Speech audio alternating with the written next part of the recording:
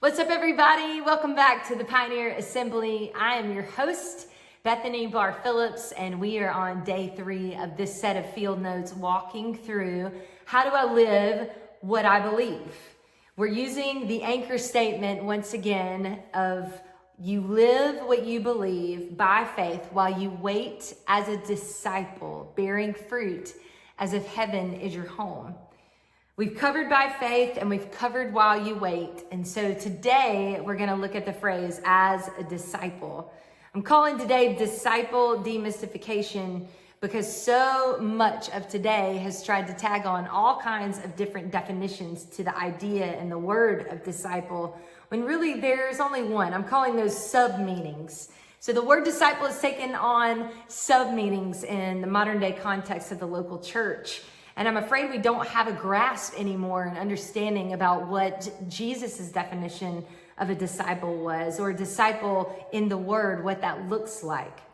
In the local church or among believers, you'll hear it in a context of gatherings labeled discipleship, whether it be services or groups or events. Being a disciple is always tagged in these moments.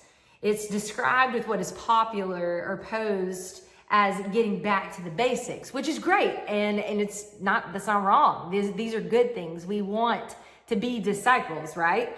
But being a disciple is not about a moment. Yes, we serve, we evangelize, we give, we minister, we pray, but those moments are an overflow of being a disciple. They are the byproduct of being a disciple. They're not the definitions.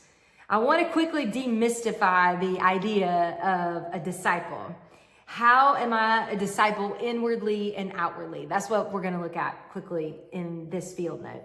By definition, a disciple is one who follows the ways of Jesus. Nothing more, nothing less. It's not simply being a part of a class or a study. It's not exclusively taking what you love and teaching others about it. Although this is a close idea to discipleship, but it's not being a disciple of Christ. The ancient roots of a disciple describes it as an apprentice, one that sits and watches, one that is and does. I know this may sound, simple, but I have a friend who owns a salon here in town. Her name is Emily, shout out. And she usually has an apprentice with her. Right now, her apprentice is our friend Gracie. And Gracie's role every day as an apprentice is to show up and watch. It's to show up and ask questions. It's to show up and sit back and learn from Emily. And then over time, Emily gives Gracie an opportunity to step in and begin to actually do, so that the teacher now becomes not an observer that is inactive, but one that guides and shepherds her through that moment where she can eventually become a colorist or stylist, or honestly a creator of her own. That's really what an apprentice looks like.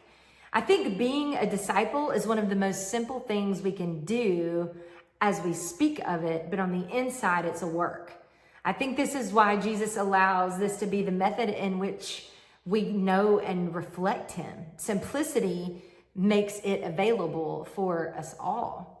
It doesn't require a certain background or education. Being a disciple doesn't require you to live in a certain part of the world or have a certain amount of money. To be a disciple is a simple practice that allows us to know Jesus and reflect him. It's just living different. It's living to love and learn and please God through a life of holiness, generosity, sacrifice, forgiveness, fruits of the Spirit. And all of this comes by being with Jesus in word and prayer and worship. It's time with him, set aside, time during mundane tasks, time when we do not feel like it. We must be with Jesus in order to be a disciple of Jesus. We can't get around that. We can't explain it away with new age language or programs or interpretations. It's fundamentally crucial to our faith, to the faith of a believer. We must be with Jesus in order to be a disciple of Jesus. All right, outwardly, if we want a simple litmus test to see if we are a disciple and living as a disciple, Jesus gives us a gauge in John 13:35.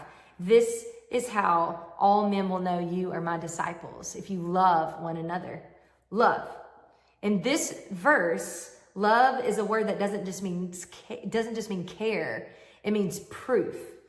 Proof that we are who we say we are. Proof that God is to us what he says he is and what we say that he is. Proof that we are willing to live and love and serve others like Jesus did. Not so they can see our goodness, but so they can see his grace. It's his grace that people are really looking for. Not to get away with something, but to grasp the hope that comes in knowing him. If I can be a friend, this means loving people that you don't agree with. Even when they don't look like you, when they don't think like you, when we're in an election year, when they don't vote like you, even when they don't see what you see.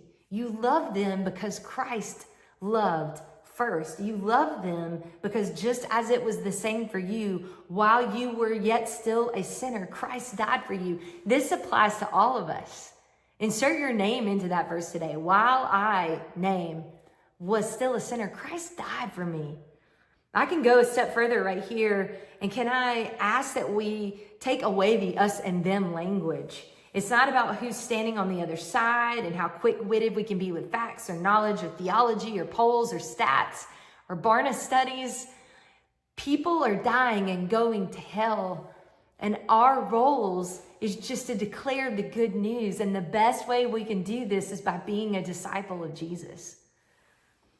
Can we just love people where they are? Just as Jesus loved the emotionally unstable Peter, the self-righteous murderer and Paul, the sons of thunder and James and John, the possessed woman and Mary.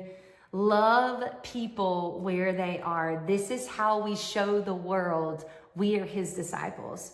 If we want to truly live what we believe, then we must live as a disciple of Jesus, loving others as Christ loves them.